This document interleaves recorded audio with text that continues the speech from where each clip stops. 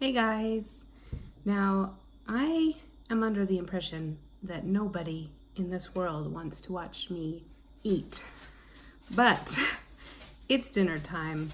I made this beautiful meal of salad and kimchi stew. Kimchi stew is a kimchi and gochujang, pardon me, broth, and then it's got kimchi, and these are called rice cakes. They're basically just rice and water mixed together until they make this really delicious chewy noodle. Excuse me. And then there's some tofu in there as well. So I made this from scratch and because it's my favorite thing. And so now you get to eat with me, which again, I'm sure is not your intention this evening, but I wanted to give a medical update slash, general update that's not a weigh-in. And I have to go kick the dog out of the kitchen. Hold on a second. Hi. Corgi has a very bad habit of licking the kitchen floor as soon as I'm done cooking, and it drives me nuts. So I repeatedly kick her out, but she doesn't learn a lesson. This is extremely hot, temperature-wise and spice-wise. But it's so good. It's so good. So, health update. I saw my rheumatologist. This is my new rheumatologist. I saw him for the second time yesterday. I still love him. He's super nice. He wears a bow tie, which is so cute. I have this problem where, in general, in life, I am not a very emotional person. And if you ask me in real life about my health or my illness or how I'm doing or anything, I am happy to talk about it. It doesn't make me upset or emotional to talk about, but when I'm at the doctor's office, it is the exact opposite. Like, I get very teary-eyed. I have a hard time talking about myself, and especially, describing symptoms or pain. I don't know. I think it's like just having someone's sympathy is very uncomfortable. So I don't like that. But I really like to advocate for myself and not sugarcoat it, but it is very hard. I'm like, I'm fine, it's fine, everything's fine. So, and this particular doctor, he's not like mushy, touchy-feely, but he is sensitive to the fact that I'm in pain. So he says things like, I know I can see you're struggling, or, that sounds very painful. So when he says things like that, I'm like, ooh. But it's not his fault. I think it's just nerves or something. So, it was like that, where I was just like, oh. And at the end, he was like, I can see that you're holding back tears. And I'm like, don't mention tears. Don't talk about it. Because it was a good appointment.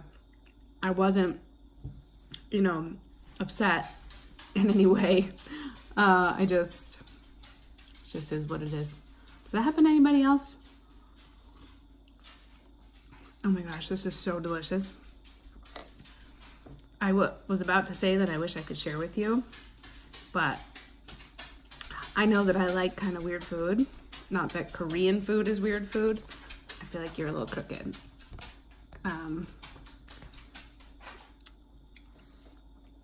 But food that I like, most people don't. So, if this sounds good to you, I wish I could share it with you. Okay, sorry, back to my appointment. So we went over all the blood tests that I had done recently. Everything was about the same. Inflammation markers were very high. He told me that he does believe that I have mixed connective tissue disease and not just lupus. And that was interesting because I feel like the first time he saw me, he was like, you know, I think maybe you just have lupus, so let's look into this a little further. So it was interesting to hear him say that he agrees based on the blood work. He agrees with my previous rheumatologist about mixed connective tissue disease. Oh, that's not good nor bad news. It's just is what it is. Oh, spicy.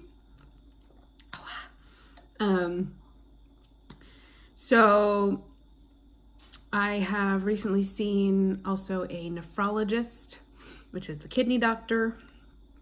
And we just wanted to get sort of baseline readings of how my kidneys are right now. And that was all fine. They're as good as they could be, which is great. And I just have to go back every so often and just make sure, like, check all those levels and make sure that my kidneys are good. So, I don't know what else has happened since I last gave you an update. Obviously, the number one complaint of mine has been my hands. I've gotten extreme nerve pain and numbness in my hands, especially at night. And I also have a Raynaud's phenomenon, which is when the blood vessels in your hands and your feet constrict and stop the blood flow to your digits. And mine has been an extreme case in that it's like active, it's active like 70% of the day, and it's very easily triggered by temperature, change in temperature, stress, standing too long, sitting too long. It's like everything I do triggers it. Well, sucks. I went to the neurologist who sent me to a hand specialist who told me she couldn't help me, sent me back to a neurologist who I have not seen yet. I want to see a different new neurologist so I can just sort of start fresh, because the hand specialist was looking at the tests that the neurologist did. The neurologist was looking at the tests that the rheumatologist did. And no one knows what it is. So, new rheumatologist, suggested that it's small fiber neuropathy, which makes the most sense. And I'm not sure if they can do much for that. I'm not even sure what test they can do, because he says that they don't show up on the regular nerve test that I had done before. I forget the name of it, but it's like they stick needles in your muscles and then send electrical shocks through them to see how they react, and they check on the nerves. And so when they did that, that showed that I had carpal tunnel, but not as severe as the symptoms I was getting. And apparently small fiber neuropathy doesn't show up on those tests. And I think they can take a biopsy or something. I have no idea, but that is my next step, is to see another neurologist and see if I can get the hands taken care of. So in the past month and a half, I've been on 2 different prescription drugs for the nerve pain, both of which did not help. The first one was gabapentin. I was on that for 2 weeks and didn't help at all, but no side effects, luckily. And then the second one was trazodone, and that was just supposed to help me sleep. So it did not. It did the exact opposite. I was wired, so uncomfortable. It was 3 times worse than without it. So I tried that for 3 days, but I had the same side effects every night and no relief. So I stopped that. I stopped the gabapentin, and I was having such a hard time sleeping. I just wasn't sleeping, or I would fall asleep and I would wake up probably 8 to 10 times during the night, just in extreme pain. I had to get up and like kind of shake it off, or walk around, or take a hot bath, and just be in a different position. And eventually I got so tired that I was able to start falling asleep on my back, because normally I sleep on my stomach and it's the worst. I sleep like this, like my wrists are just bent in half and I'm sleeping with my full body weight on my wrist. Like, I know it's bad, but it's very hard to train yourself to sleep a different way. I don't know if you've ever tried from like heartburn or snoring or back pain or something, but it is difficult. I actually, years ago, I was in the hospital for about, I don't know, a week and a half, 2 weeks or something. And I was on IVs and tubes and stuff. So I had to lay on my back, and I am a hardcore stomach sleeper. And I did not sleep the whole time in the hospital because I was on my back. Like, the nurses kept saying, you know, your body will get tired enough. You will fall asleep in any position. And I didn't. It was rough. So I kind of thought I was in for the fight of my life here, trying to train myself to sleep not on my stomach. But I've been able to do it. I don't know if I did just get so exhausted, or I'm just that committed. But Joel got me like this big foam wedge for the bed. So it's only about, I don't know, I'd say it's about this high at the height of it at the top, and then it slopes down.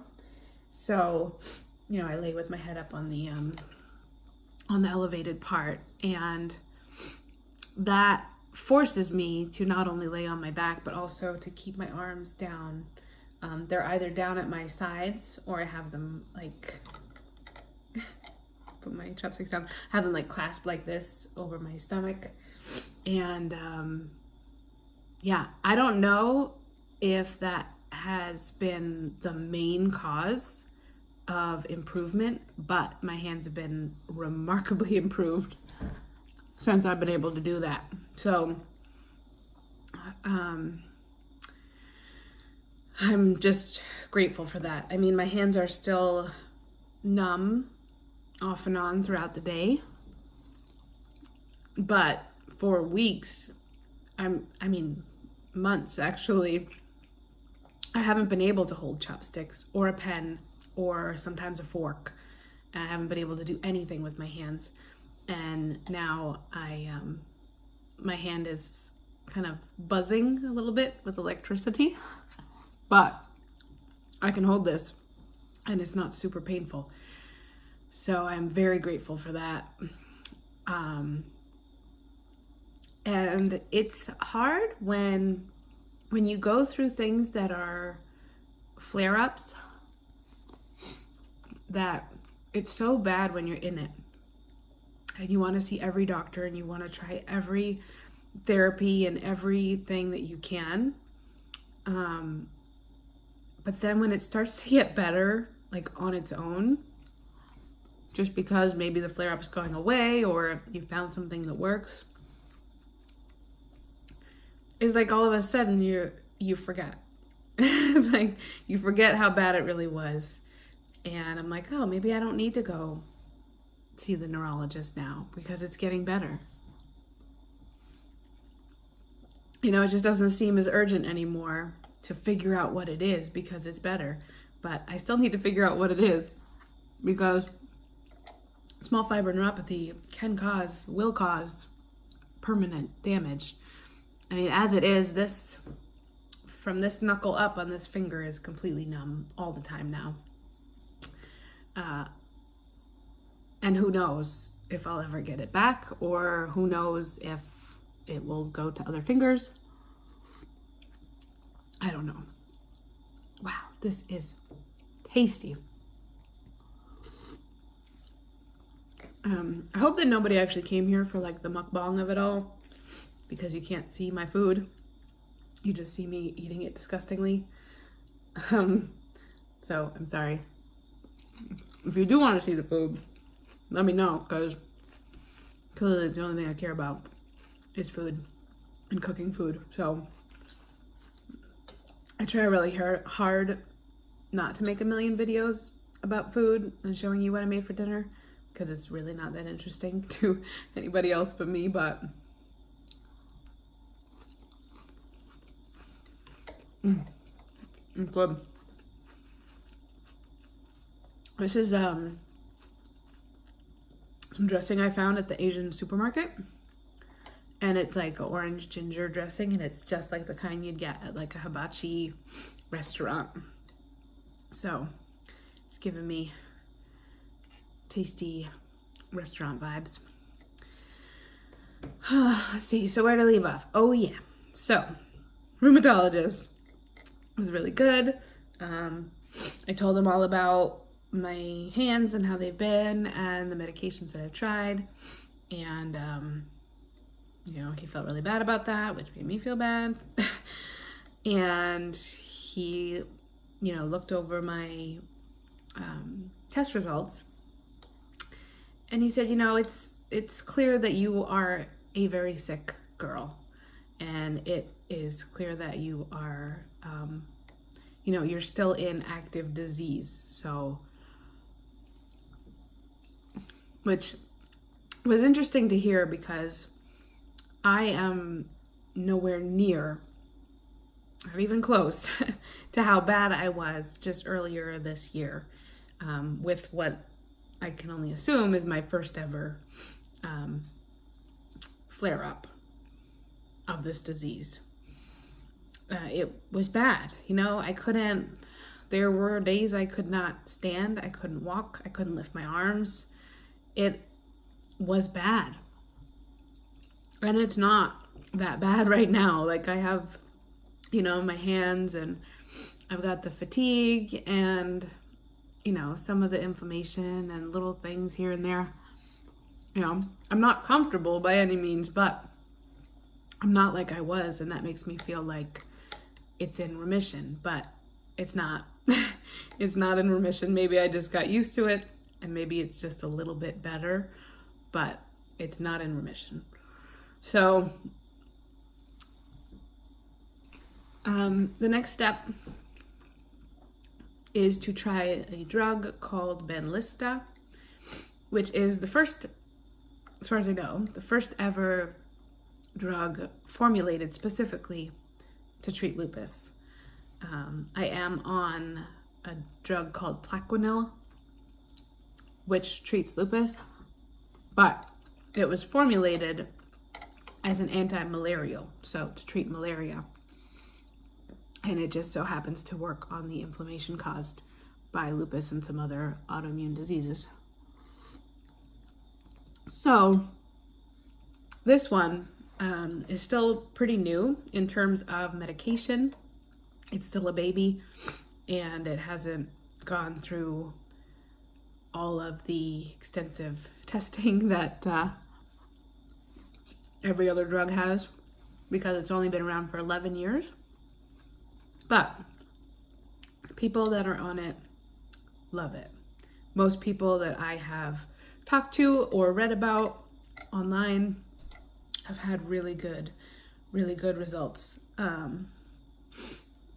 The downside, I mean, aside from, possible side effects, which everything has possible side effects. So I like to read about what they are, but not think about them too much. So aside from possible side effects, the crazy part of this drug is that it is an infusion. So I would go to my doctor's office once every month or every 6 weeks and get an intravenous infusion of the drug. So that doesn't bother me very much. I certainly have no problem with the needles, or I think it takes like an hour to 2 hours to finish the infusion. That's fine too. But I have heard that almost everyone is just completely laid up from fatigue for the next 2 days after the infusion. So if that happens to me, that is pretty much 2.5 or 3 days lost per month.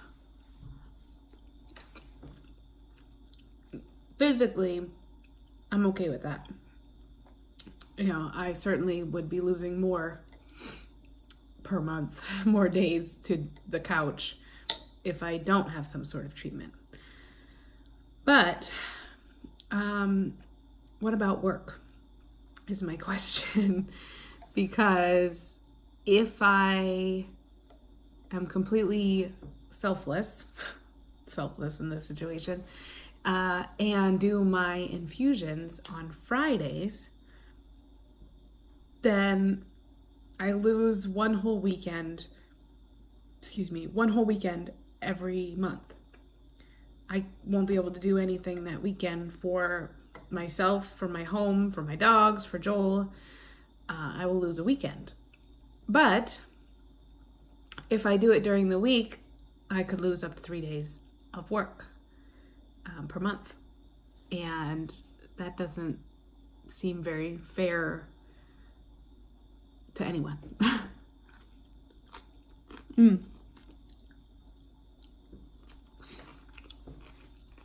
A big piece of kimchi. It is huge.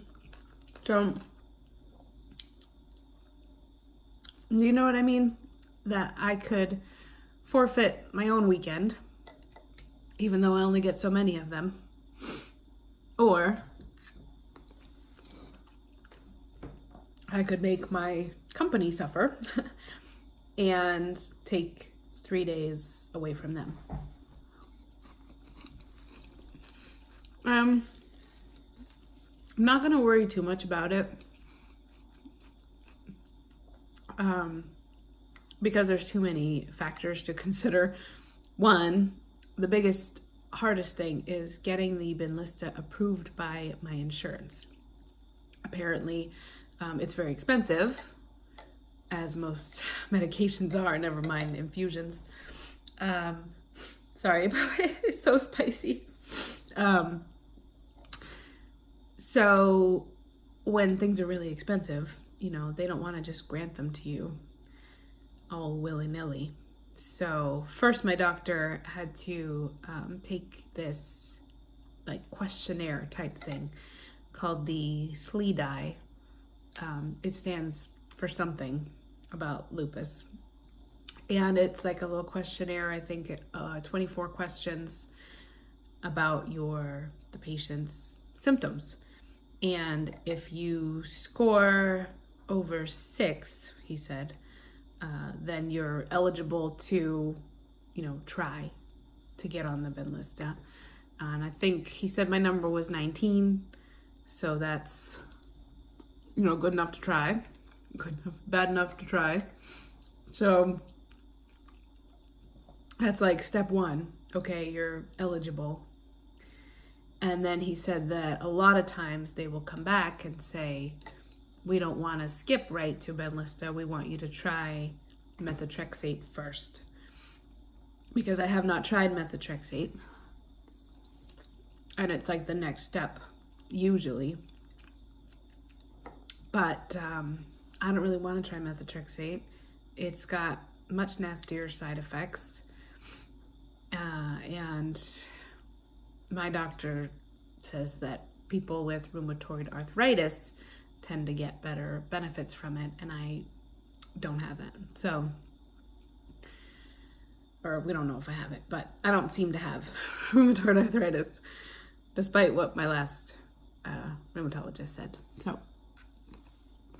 So step 1, get the Benlysta approved by my insurance. Then, the next step is starting the infusions, and I won't know how the side effects will be until it happens. So I can't really worry about the weekend or a weekday or work. I just need to wait and see how it is. And I had joined this group online of people talking about their experience with Benlysta. And it seems like even for people who have been on for years and years, it seems like everyone has a different reaction each time. So each month that they go, people were saying that, the first month they were just tired. The second month they were just tired. And then the third month they were super energetic and felt amazing after. And then the next time they'd get nauseous, and it was just different every time. So I don't think I can really schedule around it or really prepare. I think I'll just have to go with the flow and see what happens. But I am excited to try it. I do hope that my insurance covers it. Because if I were to pay out of pocket, which I couldn't. I've been told the home injections are about $3,000 an injection. And you do it every week. But I don't know. I think maybe $3,000 for the month, but I got some conflicting information. And that the infusion is about $20,000 to $30,000 an infusion. That's insane to me that it could really actually cost that much. But that's what they like to tell you, I guess. So clearly I would not be paying out of pocket. I would not be paying. If insurance doesn't approve it, I won't be getting it. So, and on the same note, work-related stuff, my HR person at my office called me in recently and told me that she found something that would work for me. Sorry, I've got kimchi stuck in my tooth. It's delightful. So she called me in and she said that she was looking at the benefits that our insurance offers. And one of them is a type of FMLA, a type of medical leave that is disability. However, it's called intermittent disability leave. and it is for people who are like myself, who have chronic, I think they describe it as a serious medical affliction or something, but basically for someone with a chronic illness who needs to take more time off from work than is normally allowed, but for reasons related to that illness, which I do. It's not just, I'm having a flare-up and I'm sick and I need to stay home. It also covers any doctor's appointments, medical treatments, anything related to this specific illness. If I miss work for it, they will cover, I don't know what the exact rate is yet, they haven't told me, but it's like 60% of my pay or something like that, which is 60% more than what I have been getting.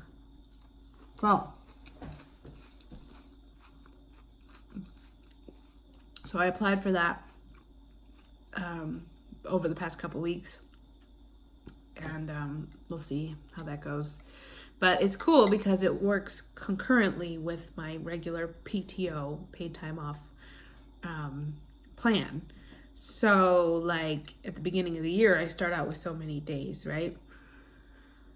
And this past year, what happened was I used up all of my days being sick before I even got to my vacation.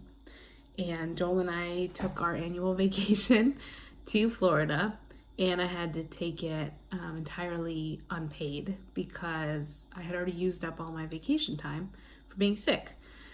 And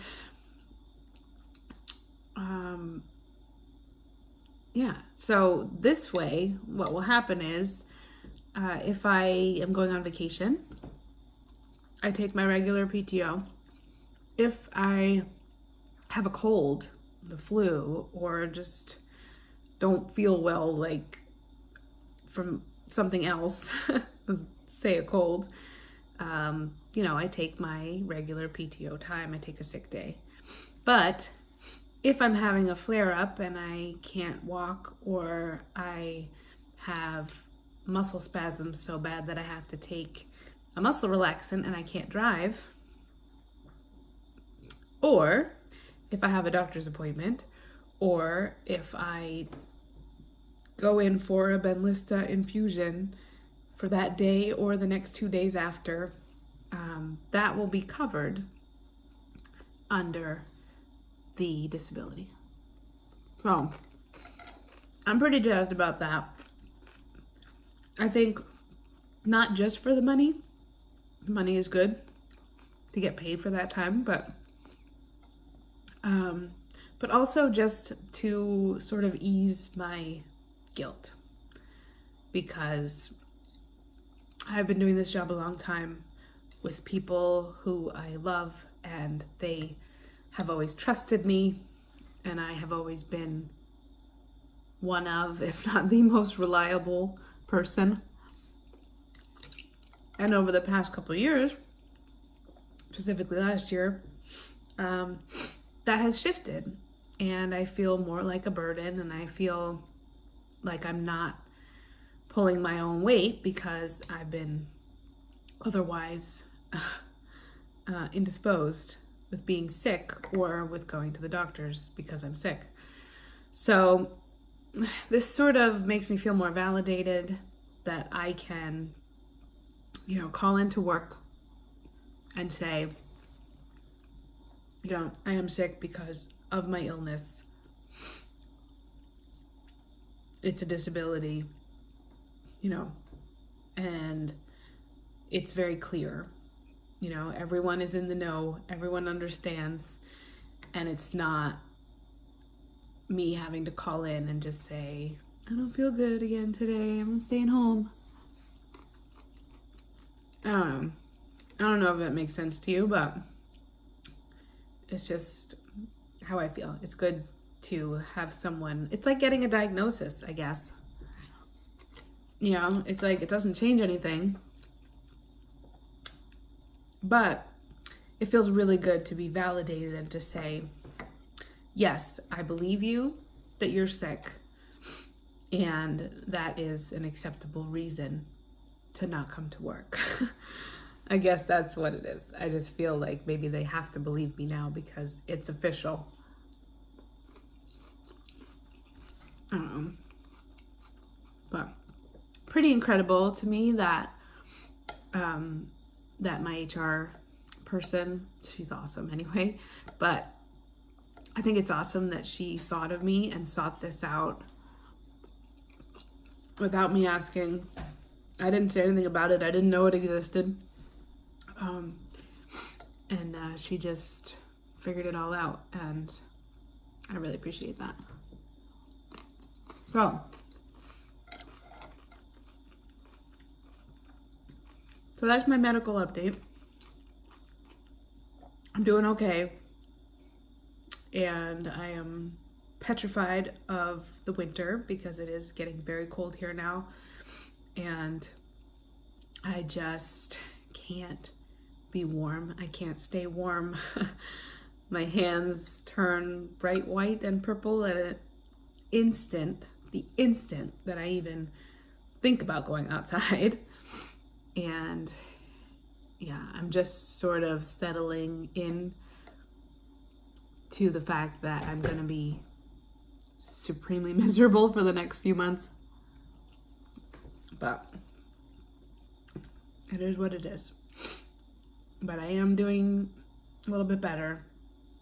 And next steps are neurologist, figure out the hand situation, and the Benlysta.